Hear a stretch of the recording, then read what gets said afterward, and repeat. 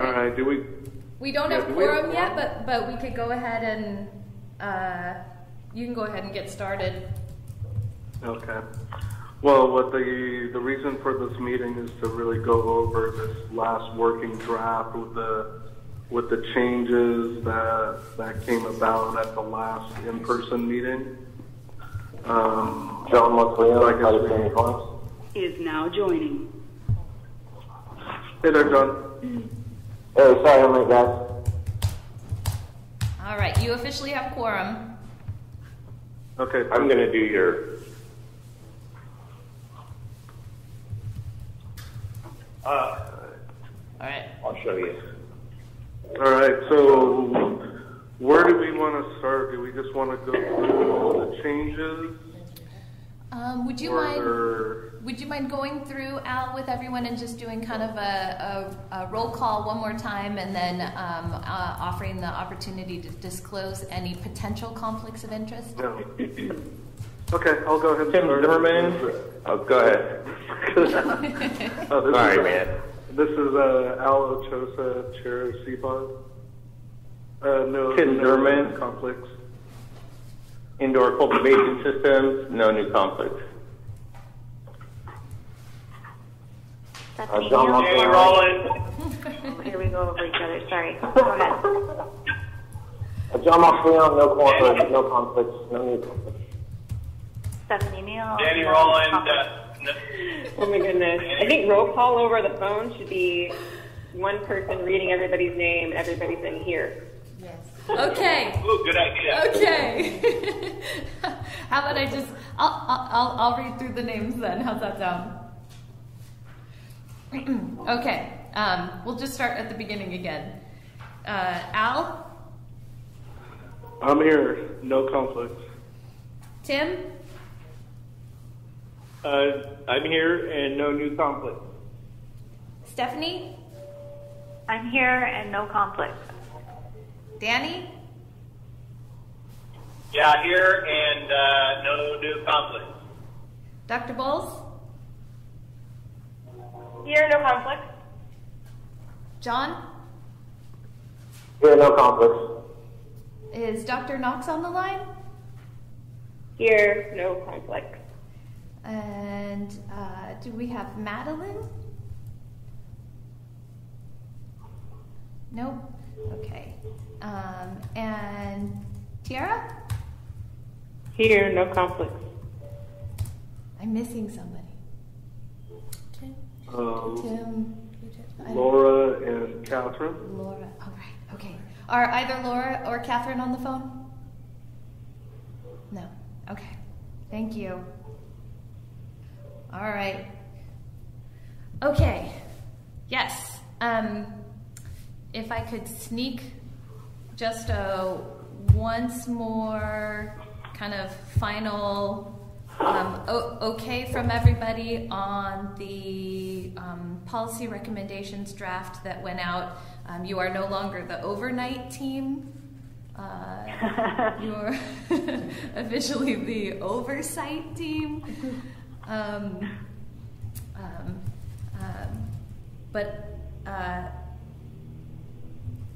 Any major changes from the draft that went out, version 8?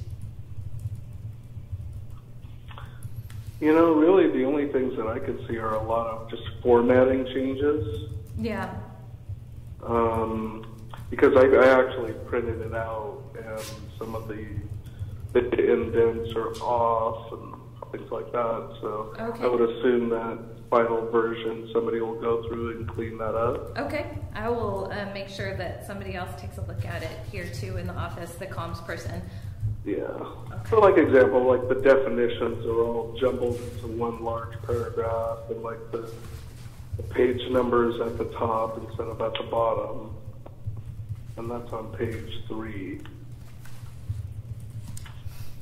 That was just an example. Okay.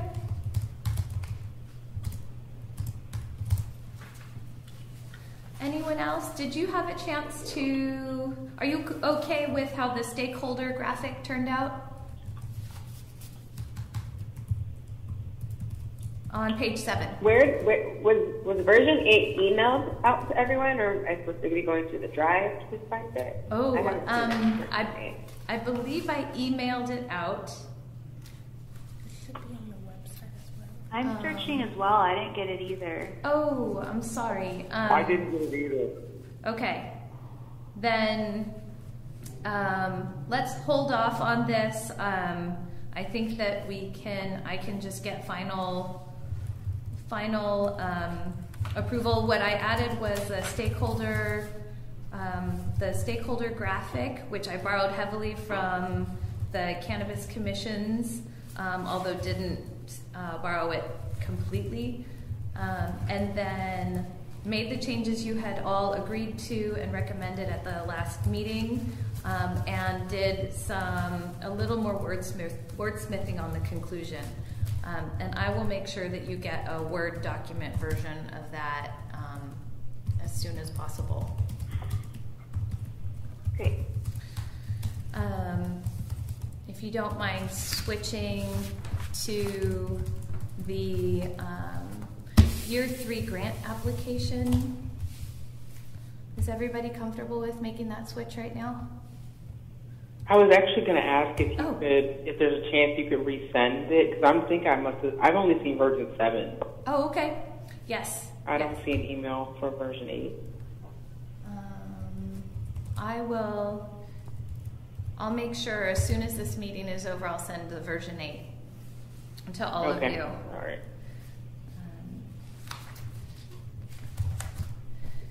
So the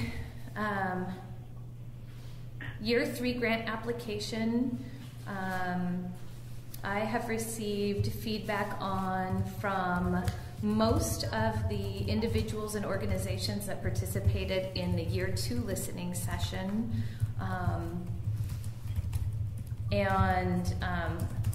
I had asked them specifically for some feedback on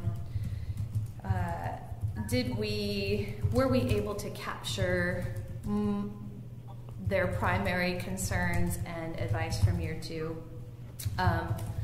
So if you don't mind, what I'll do is just take a few minutes here at the front end to point out some of the things that are either additions or changes from the Year 2 grant, and then maybe we could have a brief conversation about what's kind of standing out for you, or if anything, if you had any questions or things that you wanted to delve a little bit more deeply into, or have some suggestions about. It's not in the final draft format yet, and it has not even gone through SOOK yet for final approval, so it's still very much open for shaping and refinement. So one of the primary things that a couple things just even on this first page that are different from last year. One of the big pieces of feedback we got from organizations last year was that the range did not feel like it was accessible. So it was $25,000 to $150,000. It didn't feel like it was accessible to small projects or projects that needed just a little bit of a boost.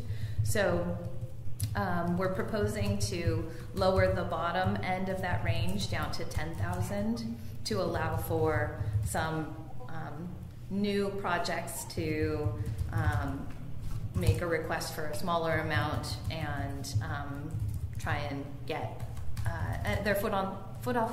I'm sorry, I am so spaced out today.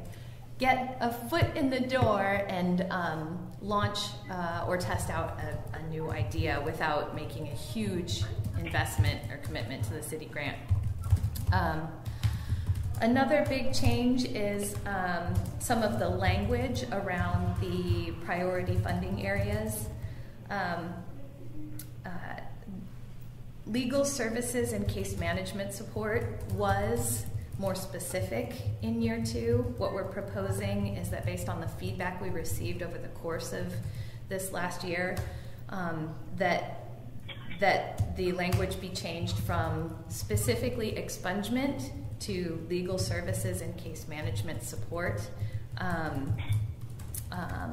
We think it will address a wider range of the barriers that individuals are facing who have been currently or formerly incarcerated, and also allow for some services that might allow somebody to reestablish their driver's license or get custody back of their kids, or other things like that that are also kind of collateral damage from incarceration. Workforce development is largely unchanged, although we've kind of expanded the definition of workforce development to ensure that the applications that are coming in are really thinking about how to build wealth through workforce development for individuals and families, and thinking kind of longer range in how they can support the participants. A re-entry housing support and services has not changed, but there is a fourth bullet point, that fourth focus area that we're proposing, and that's to allow for applicants who are doing criminal justice reform projects or services. And that could be anything from programs that are engaging with families and individuals in teaching and educating around participatory defense, other sorts of projects. Is now joining. Welcome. Sorry, I thought it was starting at 2:30. Other sorts of projects that would help programs to do additional research into criminal justice reform activities or efforts around that. And the only limitation for any of these is really around political activity and specific use of funds for certain products or things like that. Other significant changes, the issue descriptions are new. We found that people needed a little bit more guidance around what we meant and why these things were important.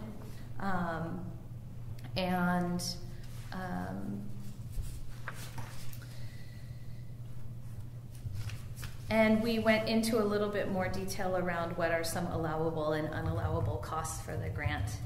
And that was just to address some of the budget line items that seemed to keep popping up in last year's applications.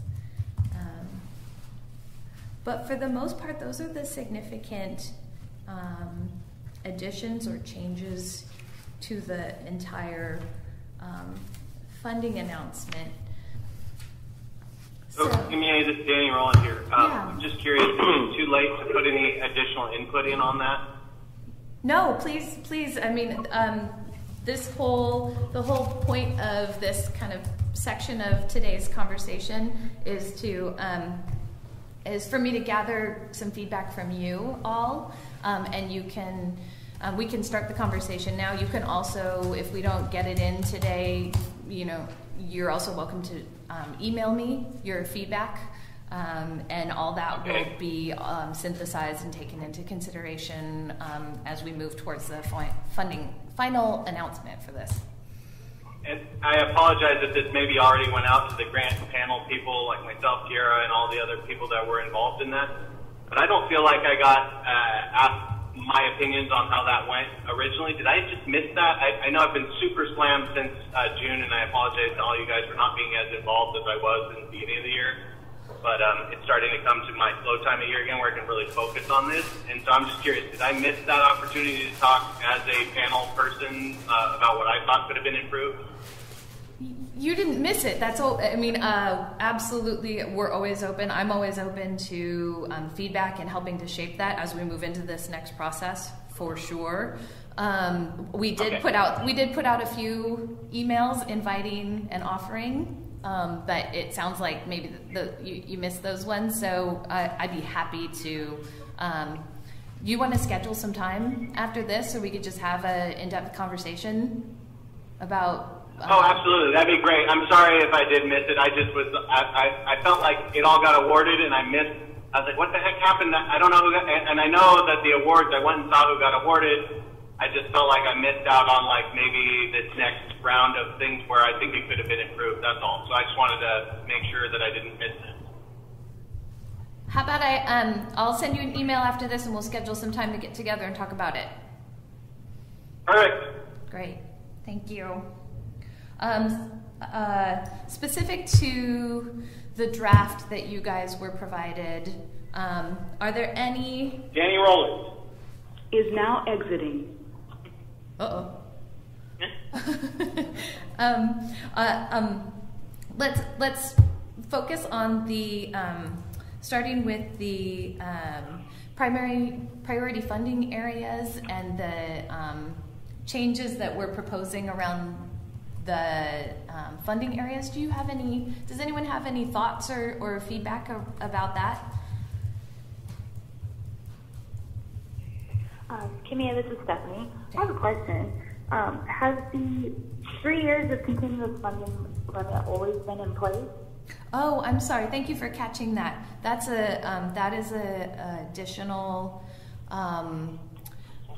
an addition to the structure of the grant that we're proposing.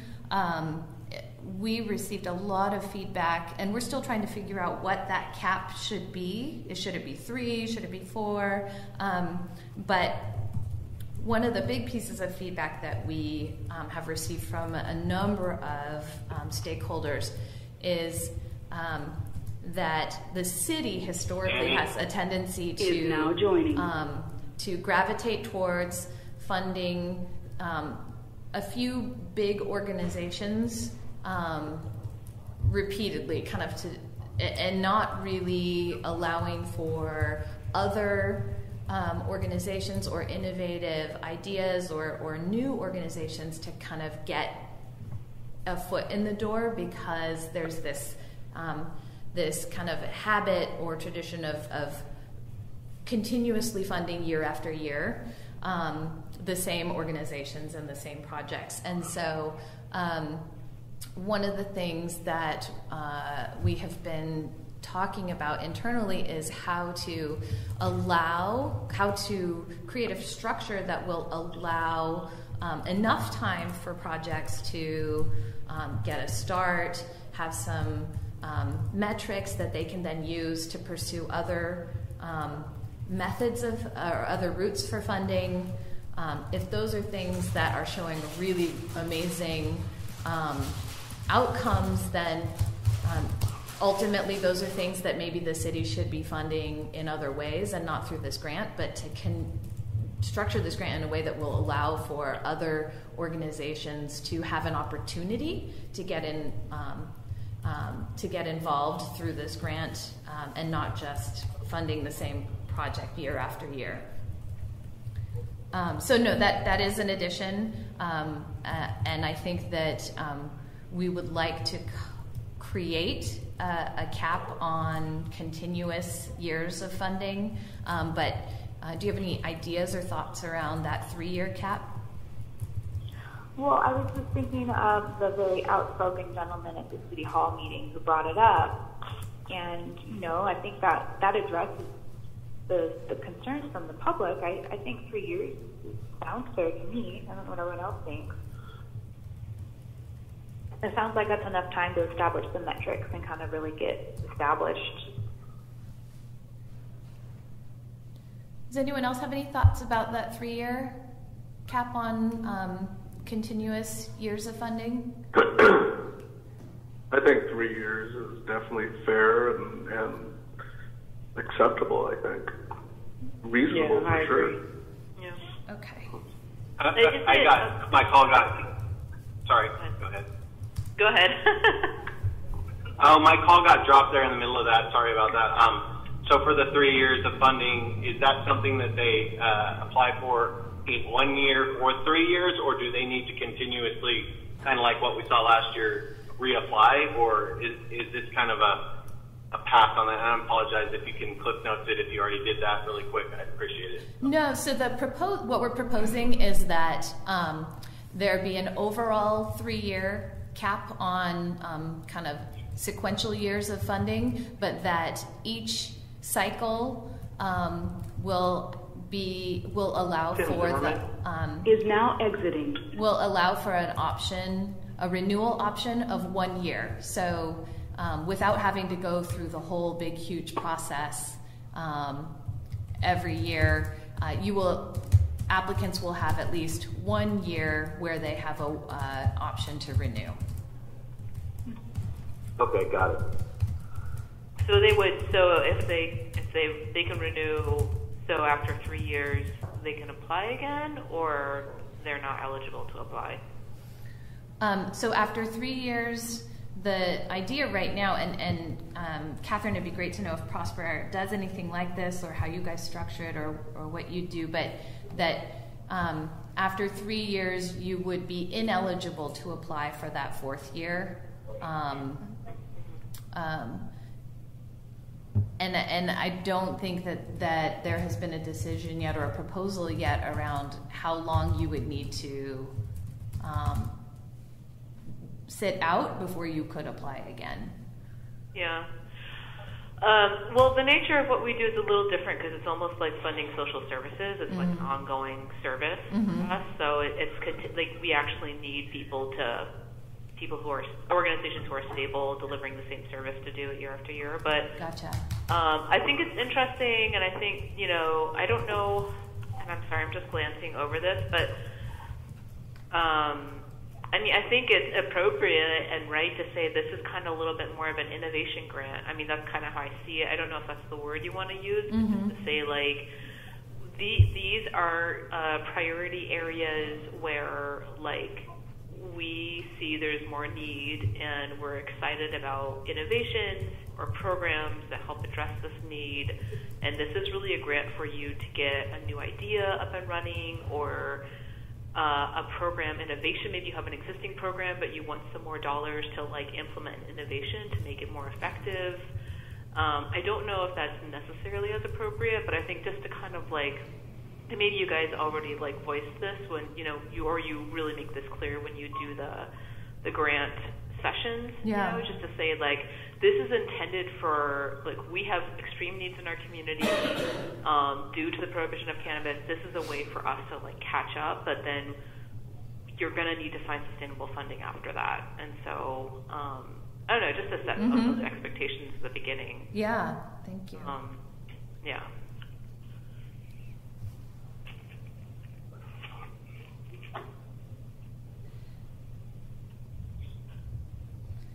Anyone else have any thoughts they want to share around the 3-year cap?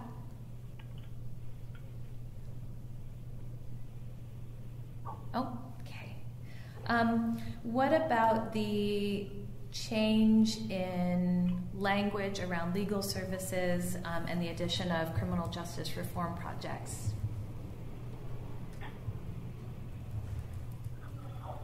Does that get into a political sphere? So, you had mentioned earlier, like when you get into advocacy efforts, does that get a little tricky for you all? So as far as I've been advised, as long as we are clear that political activities like lobbying activities or promoting a specific candidate or ballot measure are not reimbursable expenses, that we can fund activities and projects within the realm of criminal justice reform.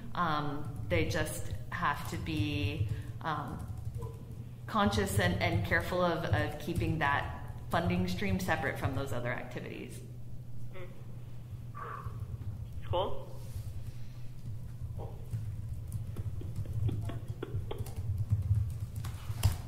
Anyone else? Have the progress reports always been in place halfway through? Yes, so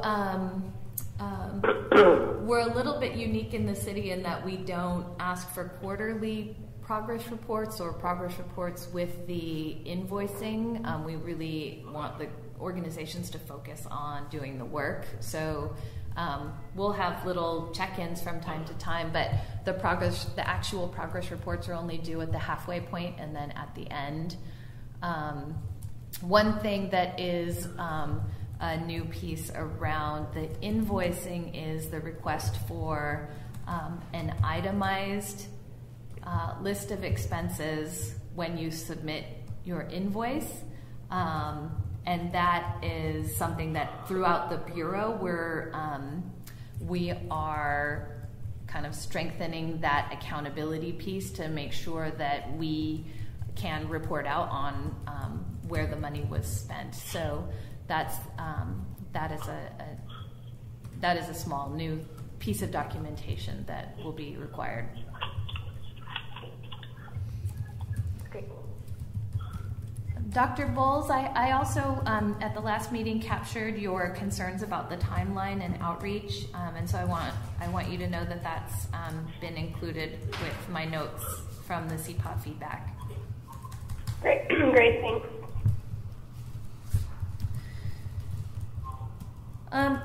One thing I wanted to ask you guys about was around workforce development specific to the cannabis industry and other sort of ancillary services or support products or services to the cannabis industry.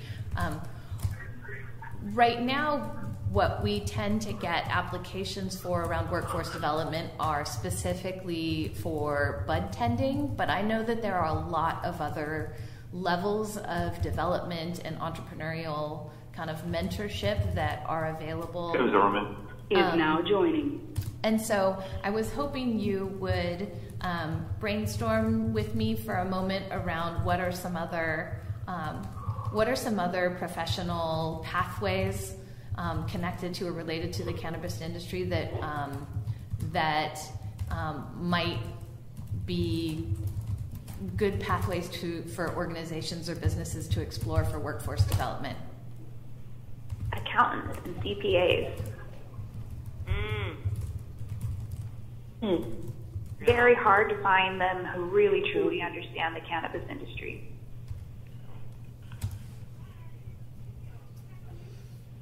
Graphics people, so people, I'm really illiterate when it comes to anything high tech. But I noticed that a lot of the farms and different companies really lack somebody who understands graphics, and so you got to outsource a bunch of that stuff for packaging and labeling. And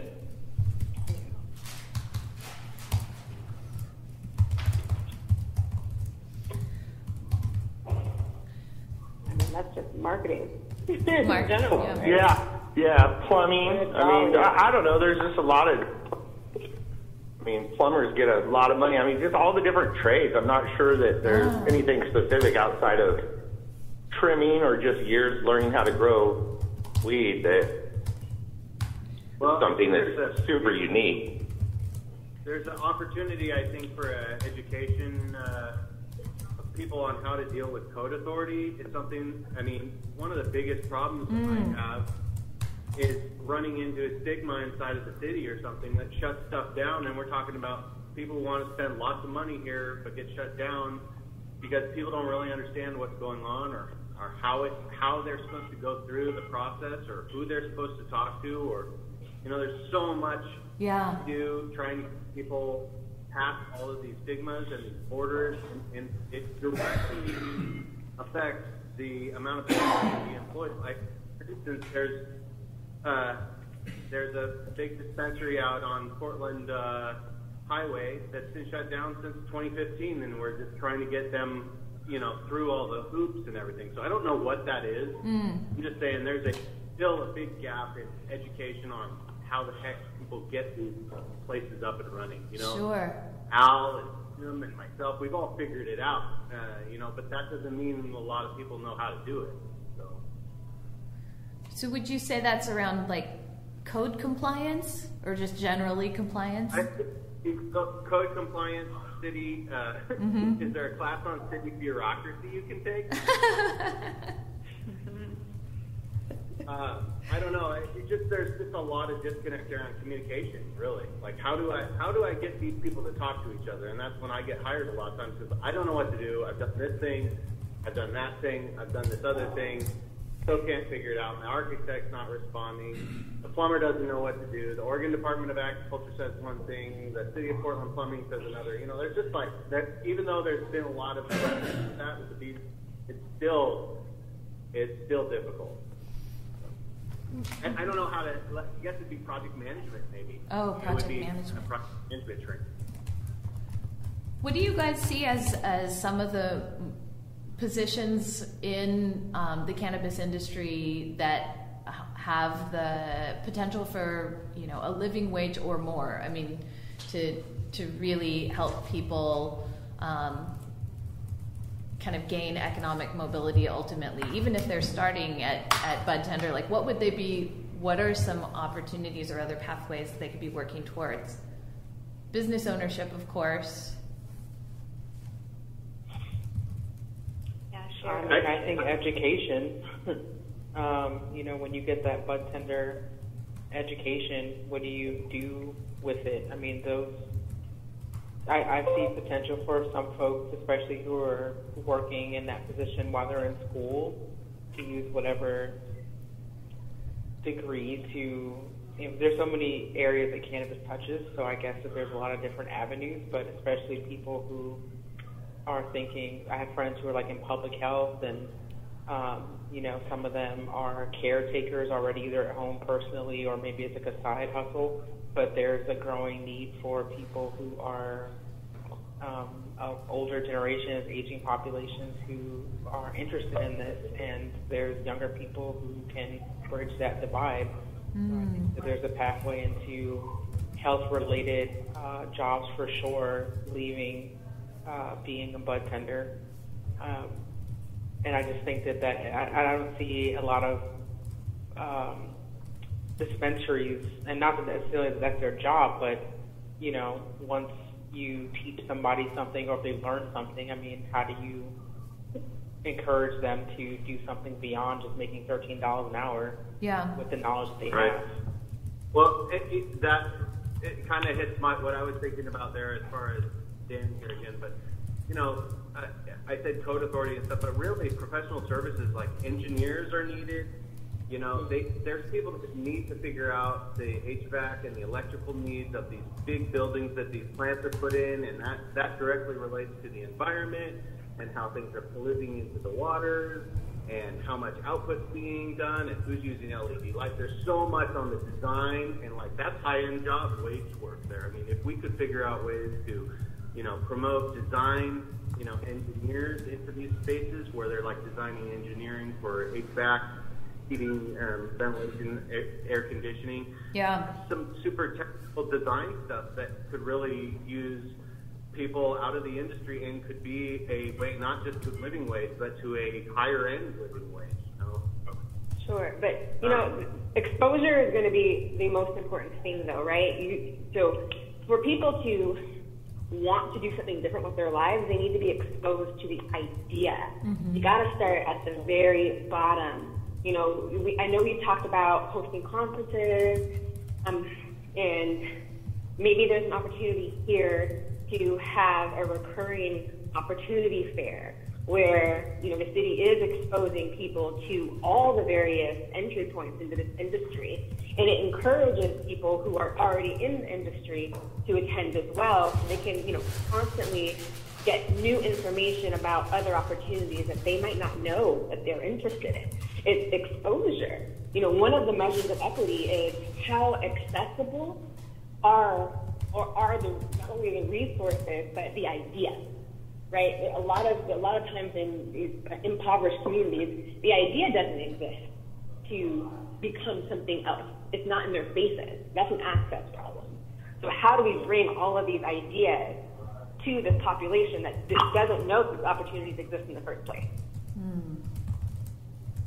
Well, I mean, and I've said a similar thing before about, I just, out of curiosity, I think I had a conversation with someone at Portland State University in their Career Services Center, and I asked her if there were any cannabis, this was like 2 years ago, but any cannabis, anything that they had thought to include in the career fairs. Now, that's just one thing because I know PSU and like other colleges do those pretty regularly. But I think that the answer that I kind of got was, well, we're interested, we would like to do something, but because we get federal funding, we're not sure if that's a thing. And so I think that those are like missed opportunities there. And I don't know, like, for example, Partners in Diversity, I know they do like their every other month meetings, and I know they have a couple career fairs too. I don't know if they get federal funding, but I don't know what opportunity is to reach out to them because they're working with not just people who are Portland residents or in the area, but also folks who are newcomers, as in like refugees and people who are recently resettled. And I'm pretty sure it's SB, it's either 855 or 885 right now, where I think it's passed and now it's going through rules right now, but they're trying to make it easier for people who come from other countries where they have licenses to practice in a specific field, but they can't do it here in the United States because they don't have our type of license. But, you know, for example, like a nurse, if she's from Congo, she could be a nurse here, and it would be easier for her to do that because of this bill. Because I think there were like something like 15,000 underserved or underemployed refugees or new immigrants in Oregon that were just underemployed because they didn't have the right credentials to do whatever it is. So I think that there's a lot of avenues for career services or introducing people so that way they do see the possibilities. But yeah, anyway. Interesting. Well, I mean, I see that there's a lot of the, I mean, there's just so many opportunities for partnership between for-profit organizations and nonprofit groups that are working specifically with some of the communities who've been most impacted by prohibition to partner in the career fairs that they're already offering. So thank you for bringing that up, because that's something that in the info sessions and in the FAQs that we can kind of you know, give that as an example, or make sure that people are kind of thinking broadly like that. Okay. Let's see. Kimmy, this is Catherine. Sorry, I have to step off for another meeting at 3. But thank you. You know, before the whenever the notice comes on. Yeah, if you if you have some I time, Rachel. and this goes for all of you. Please take one more look, read through the grant draft, and if you have any other feedback you'd like to share, feel free to email it to me. And I will keep you posted as things progress here. I think things will move pretty quickly here. Okay. Sounds good. Thank you. Okay, bye. All right. So are we going to hold off then on voting on approving Catherine is now exiting.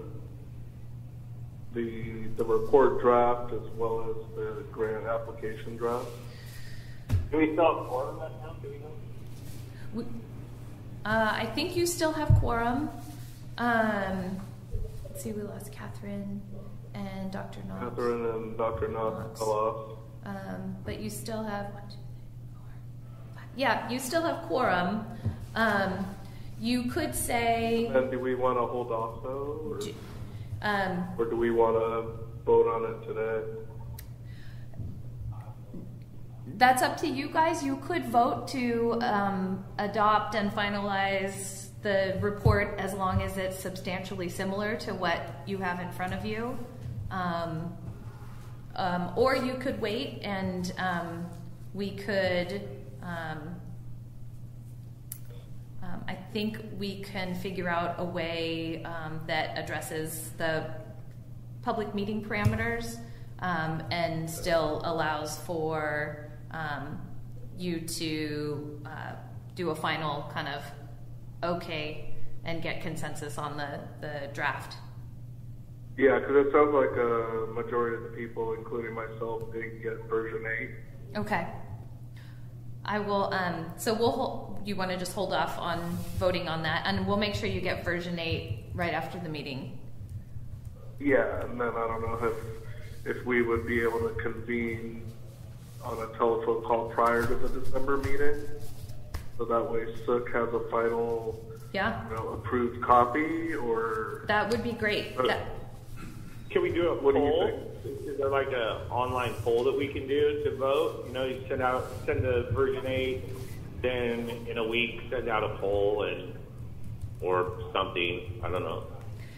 Yeah, let me look into some of the details around something, because this is a pretty significant piece of work for you to adopt. So if it's just a 15-minute, another 15-minute phone conversation, just so that everybody's on the phone, and there are opportunities for members of the public to be here and wait in if they want, then we'll try and get that in before the meeting. And really quickly, I think we can figure out some of these details through email, but we do have a little bit of time on the agenda to talk about how you want the December meeting with Sook what you want that to look like.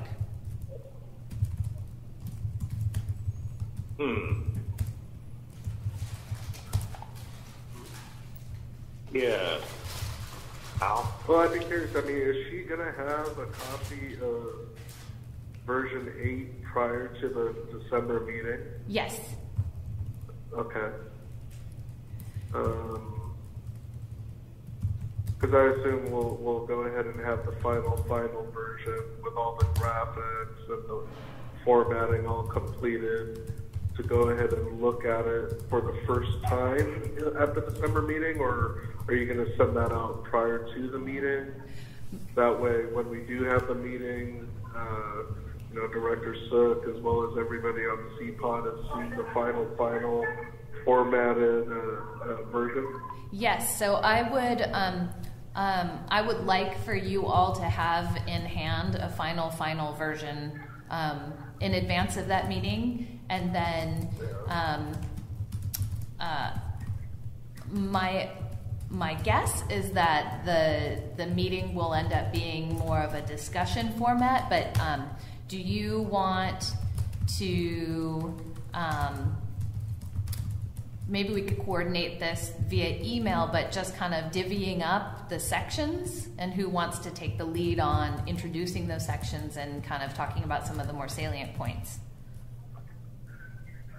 I think that would probably work. I mean, I think at the December meeting, I definitely think we should hit up the really important points that we really want to drive home with Director Sook. So that way, those points are very highlighted when she does bring them to council. Maybe be able to give her, the main talking points that we want her to share with City Council once it goes up in front of them. Okay. So maybe that way, prior to the December meeting, we've already hashed out all the little formatting and content details, and then really at the meeting just hash out really the next steps with City Council and the talking points that Sook really needs to understand and be able to share. Okay.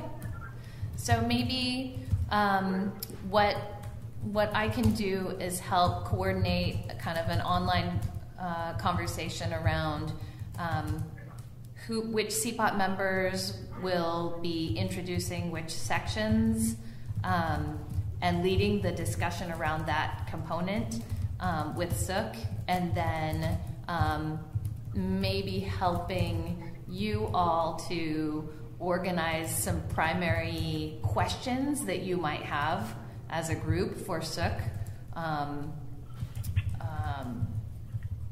so that you guys can engage in a thorough conversation around what you guys are presenting, what will be done with what you're presenting, what you can kind of expect, and next steps and stuff like that. Sounds good. Yeah, that's a good call. Yeah, that sounds good. Okay. All right. Is there anything else right now that you want to make sure you share with the group or with me about either the report or the grant that you didn't get in prior to now?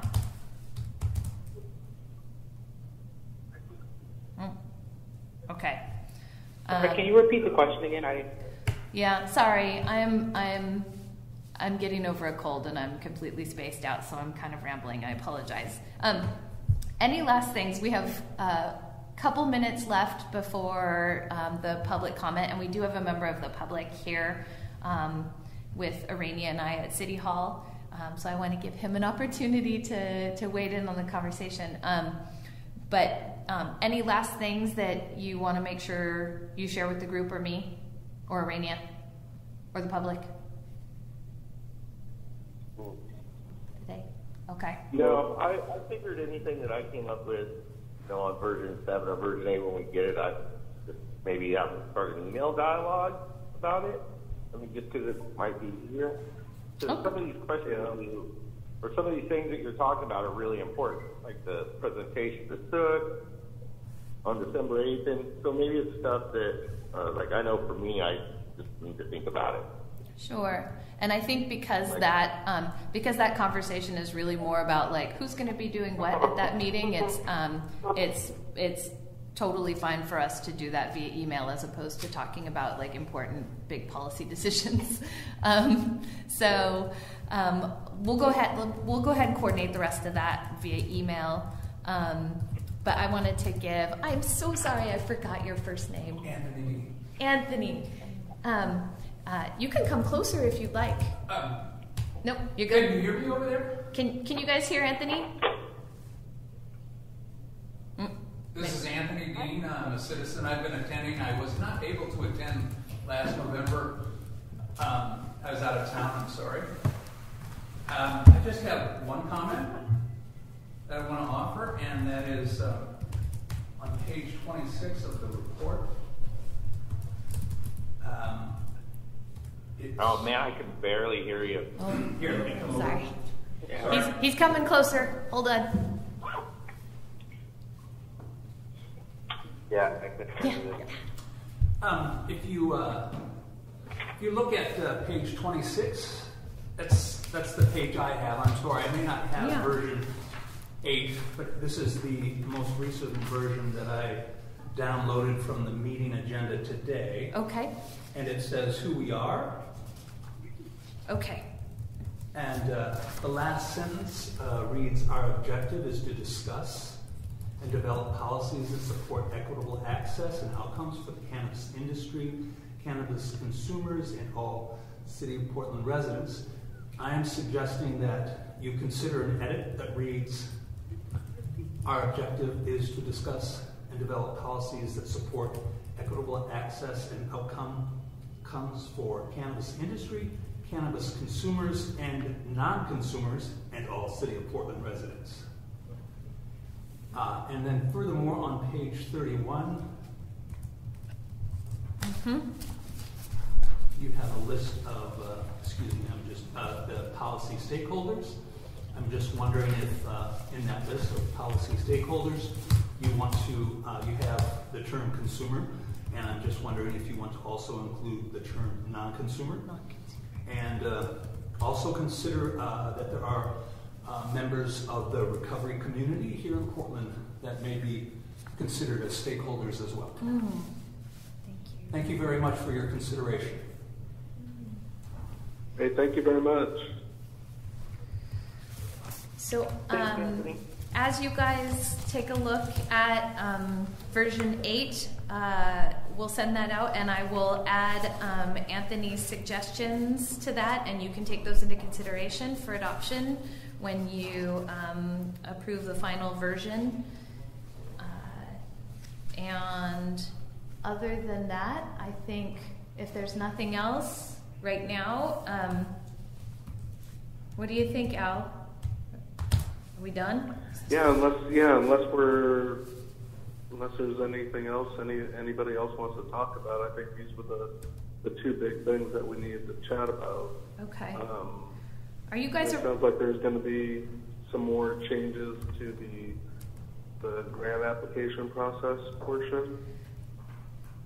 Yeah, so there are a lot of questions still milling around at the leadership level that I'm waiting to hear back about, but I will keep you guys posted as soon as I know anything as far as next steps and moving forward on the grant.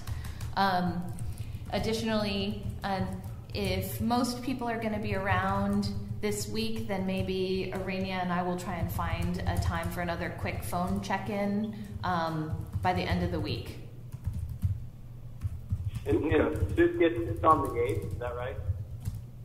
The meeting is on the 12th? Okay, I thought I heard the 12th. Next Thursday. I think I said the 8th earlier. I don't know why. It's spaced out. That's okay. It's the turkey. It's the tryptophan.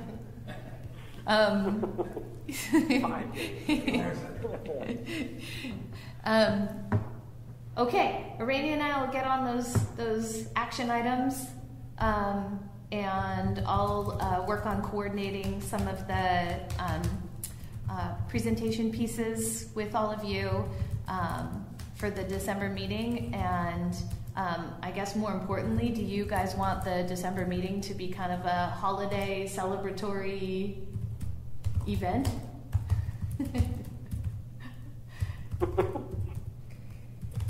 I'm always good for all right. We'll bust out the sparkling apple cider and the tablecloth. Okay.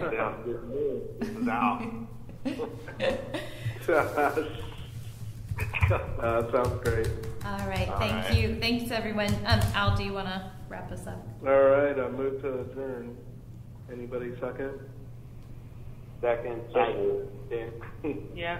All those in favor, say aye. Aye. Aye. Great. All righty. Thank you. All right, guys. We'll talk to you guys hopefully later on this week. Yep. Tim Zimmerman. All right. Thank you. All right, thank you. All right. Bye. Excellent.